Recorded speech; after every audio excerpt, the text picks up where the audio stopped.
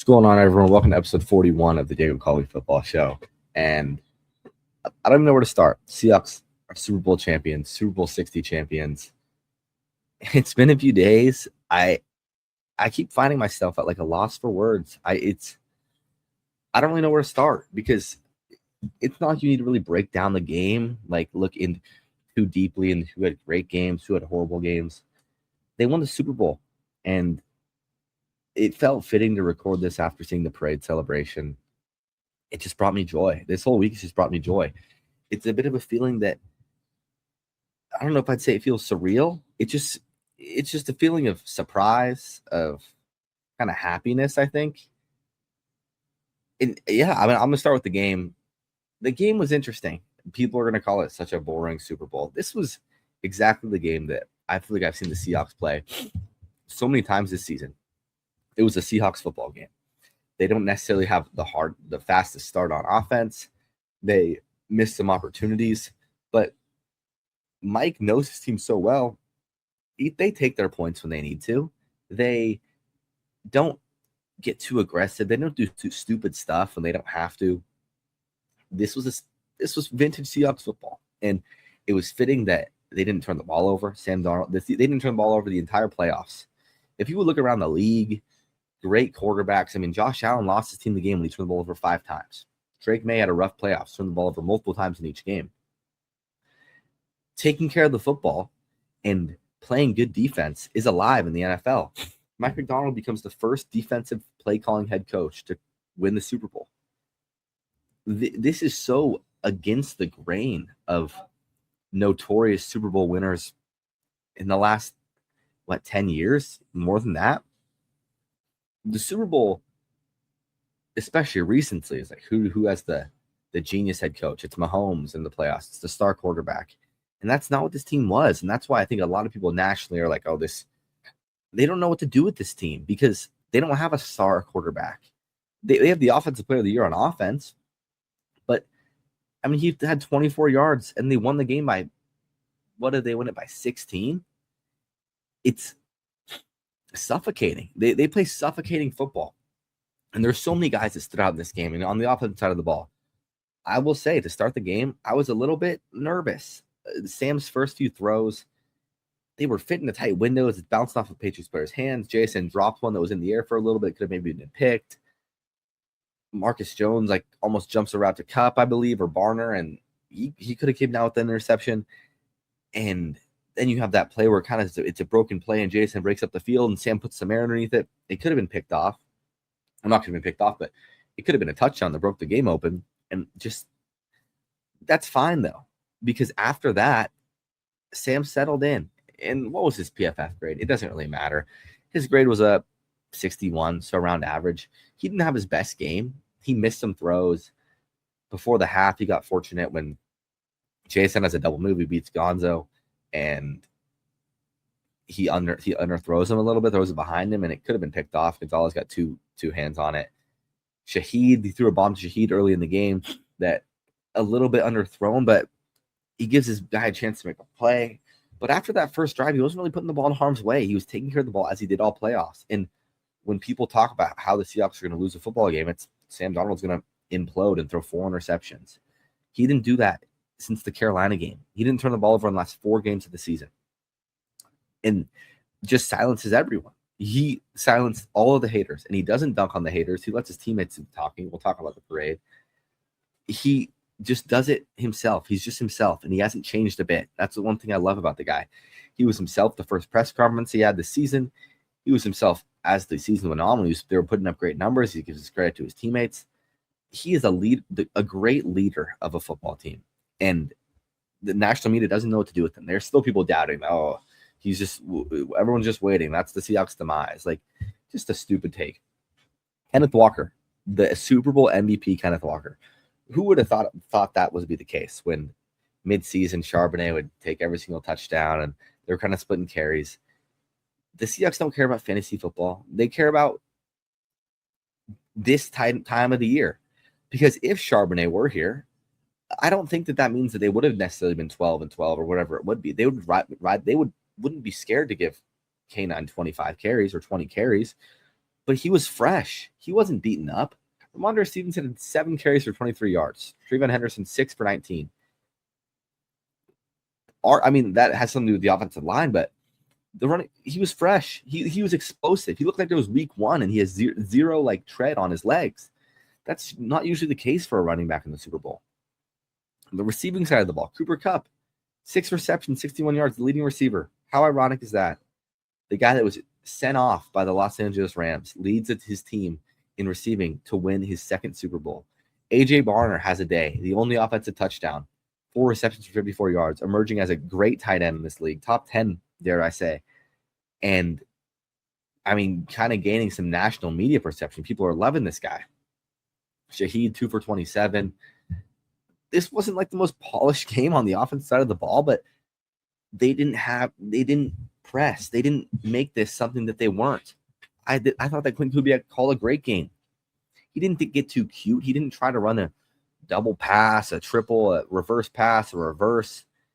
He just ran the football, and his offensive line was moving people, and did that all the way to a victory. You would like to be, when you look at the drives, it's not like they were having trouble moving the football. They weren't getting necessarily swallowed up by the Patriots. In the opening drive of the game, they go down and get a field goal. The drive, it fizzles out. The next drive, it's a 3-and-out. Next drive, you punt. But those drives, it's like those few missed opportunities. I believe one of those drives he hit is when he missed the JSN deep down the field. That was the second drive. But you get a field goal before half. I thought you maneuvered a 2-minute drill, but beautifully before half again to go up 9-0. You would love to get touchdowns there. But with how the defense was playing, you were okay. Drake May. Can we talk about Drake May? I'm so happy that this is the way this game went because, you look at the stats. He threw for 295 yards. He threw for 240 yards in the 4th quarter. He was awful. He was horrible. And obviously, you have to talk about the offensive line. Will Campbell had one of the worst, statistically the worst game, arguably, of the entire season that any offensive lineman's ever had. He gave up 14 carries on his own. 14 pressures on his own. Seahawks had 30 pressures, 6 sacks. How about Riley Mills getting in there with 1 sack? That was one of my favorite plays of the game. This guy's played 1 snap all postseason, 0 sacks his NFL career, and he bull rushes through their guard to just grab Drake May by the jersey and shove him down. Byron Murphy had 2 sacks. Derek Hall made a little run for the Super Bowl MVP, 2 sacks on his own. Devin Witherspoon had 1 sack, 3 total pressures, technically 2 because they called the Nwosu interception an interception instead of a forced fumble. But this is just how this team has played. This is this football team. They were perfect. They didn't miss details. There wasn't blown assignments. The Mac Hollins touchdown, it's kind of late to get into position, and Hollins makes a great play on the ball, but the game's over by that point. When they were shut out into the 4th quarter. There were serious questions are they going to shut these guys out in the Super Bowl? And they didn't. But to win a game 29-13, the game when after the halftime, you were never really. It was weird because it's the Super Bowl and it's are we going to win the Lombardi? And you want to feel nervous. Not that you want to, but you feel like you kind of have to. It's like this shouldn't be this easy, and it was. It was a suffocating effort. Mike Macdonald was all over Josh McDaniels. He did not have anything for him. A guy that's been in all these 1-6 rings as an offensive coordinator, he didn't have shit for him. He had 0 answers. Stephon Diggs was 3 receptions, 37 yards. He had 4 until once the game was finally really over. Mac Hollins was the leading receiver, and that's kind of all. All this is garbage time. Literally all of it's garbage time. I don't even know what else to say about this game, to be honest. It's just I thought Witherspoon should be MVP. I understand that Kenneth Walker was the guy that got all of them the yards, but Witherspoon was just he was clearly the best player on the field. And McDonald said after the game, and a good question, especially going into next year's, he was like, why didn't we really blitz this guy more? Because every time he blitzed, he was shot out of a cannon.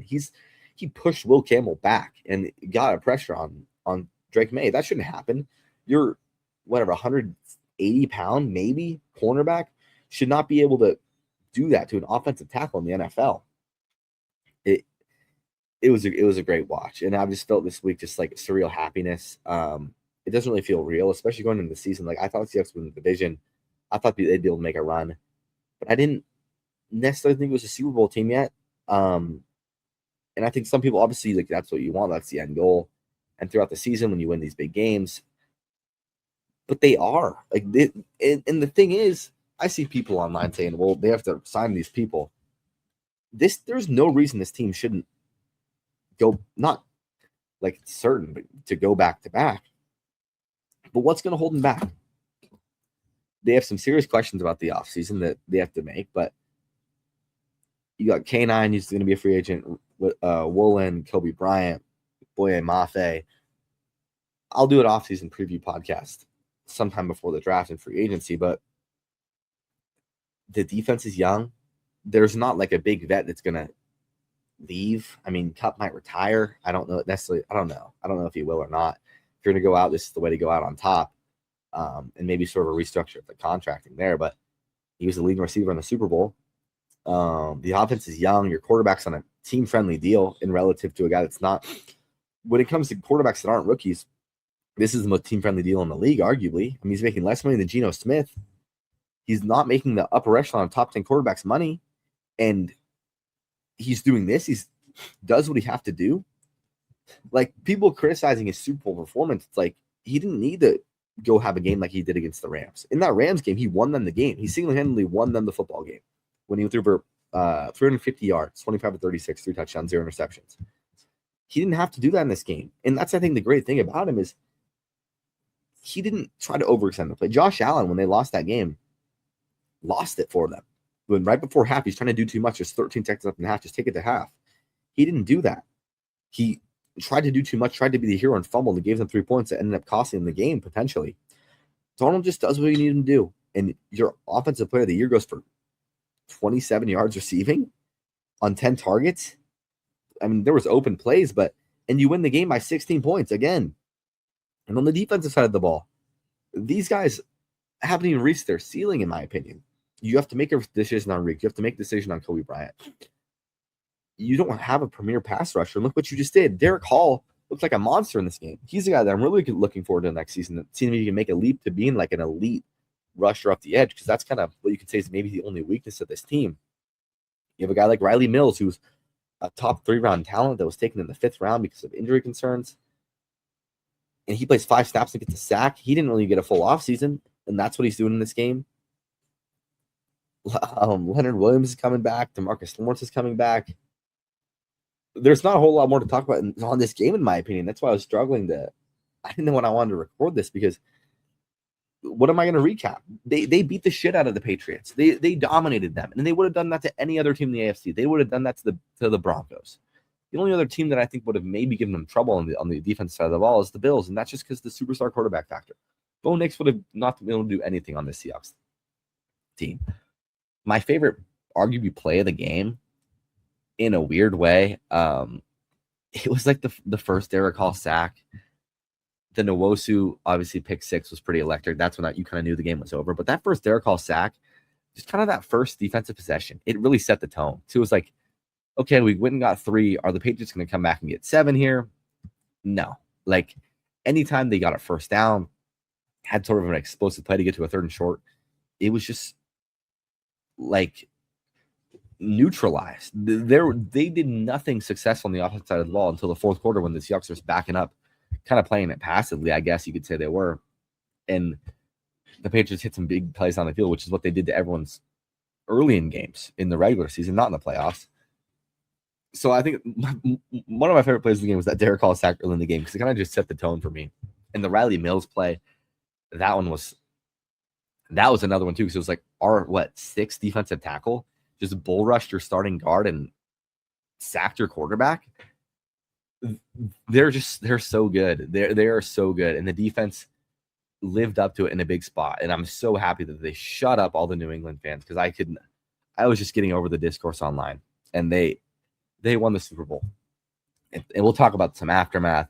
Clint Kubiak officially going to the Raiders. We knew that was going to happen. Mike McDonald is interviewing guys from the outside, or not. He's interviewing 4 internal candidates: Jake Peets, Justin Outen, Andrew Janoko, and there was one more.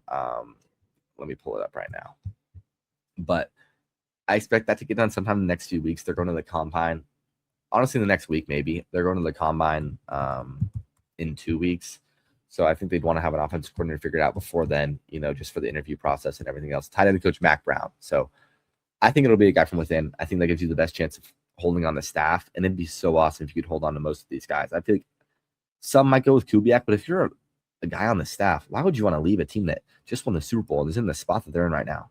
You have no reason to want to do that. There's no reason to do that. You're coaching a young group that's only growing on the offensive side of the ball. Why would you leave that? A chance to go back-to-back, a chance to do what only 3 teams have ever done? Man, the parade today, I had a lot of FOMO. Just watching the videos, I couldn't take my eyes off it. I'm in the gym, just watching on my phone. I can't stop watching these clips, just scrolling clips of people at the parade. That was awesome to see. That was awesome to see the personalities these guys come out. John Schneider's hammered at the podium.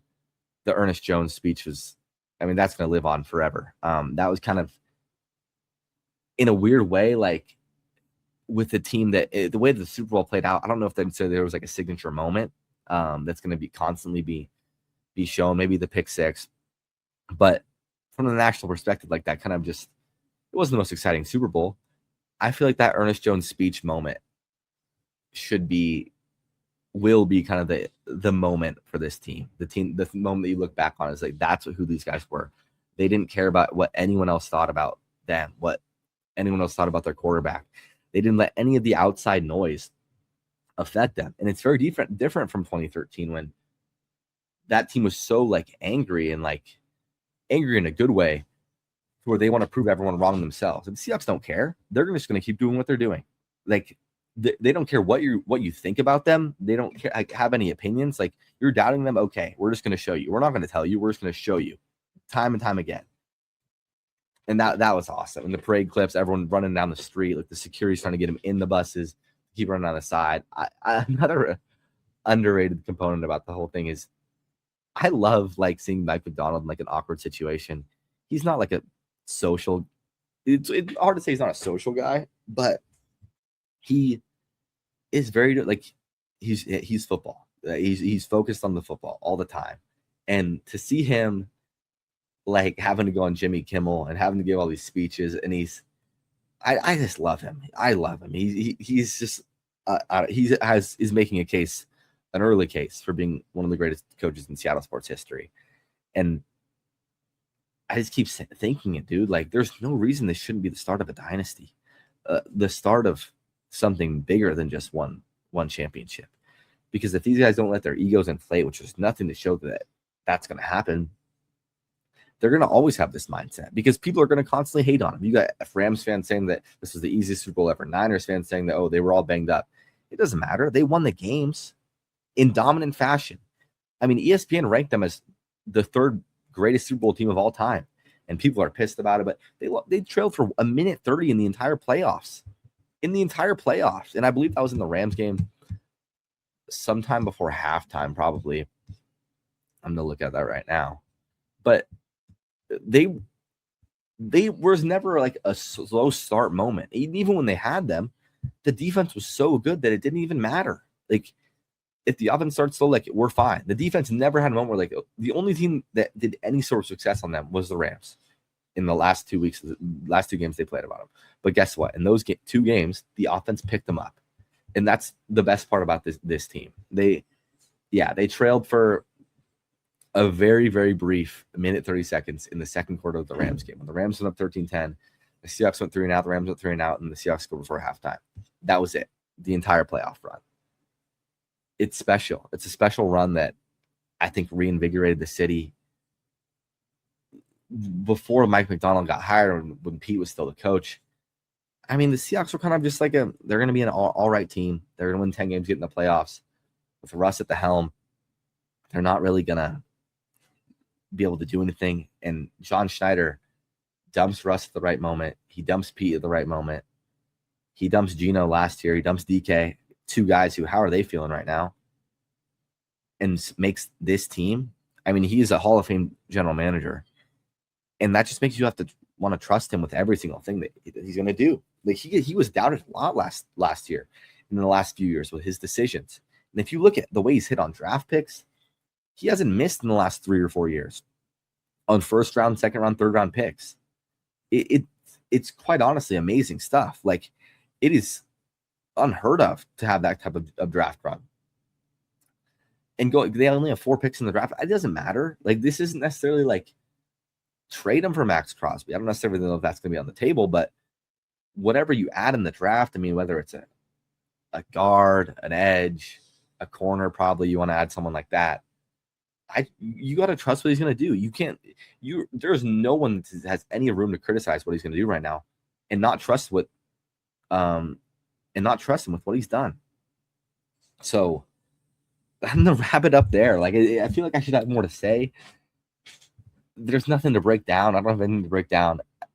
The Seahawks are Super Bowl champs, and no one can say shit. People online, other fan bases, Rams fans are like, for some reason, Eagles fans are in a big tiff on Twitter about how the Eagles were a better championship team than the Seahawks. Like, when you have other fan bases coming at you, the Seahawks are kind of recently, like, they've been under the radar. They'll chirp back and forth with the Niners and Rams fans. Now, no, like, that's not the case anymore. Everyone is coming at them. They're the top dog. They're the top of the totem pole. Speaking of the totem pole, how awesome was it? The spike through the helmet. And that's just the epitome of Matt McDonald. He would never say anything like that in the media, but to have that in the room, to put the Patriots spear through the top, that we did not care. There were so many iconic moments from this run. It wasn't just a little fluky thing. No one's going to remember that. People are going to remember this 2025 Seahawks team and what comes from beyond. So I'm going to wrap it up there. It was a short episode. Maybe I'm sorry about that. I don't have much else to say. They're Seahawks Super Bowl champs. And yeah, they're on the quest to repeat. I'm going to have an off-season preview show coming out soon. Sometime, maybe around the combine, maybe definitely before the draft and free agency. But I'm kind of undecided right now on what I'm going to do in the offseason. I might be turning this into some sort of a Mariners show, talking about the Mariners, because I do love the Mariners. I watch every game. A big fan of them. So I might be doing some of that. We'll see.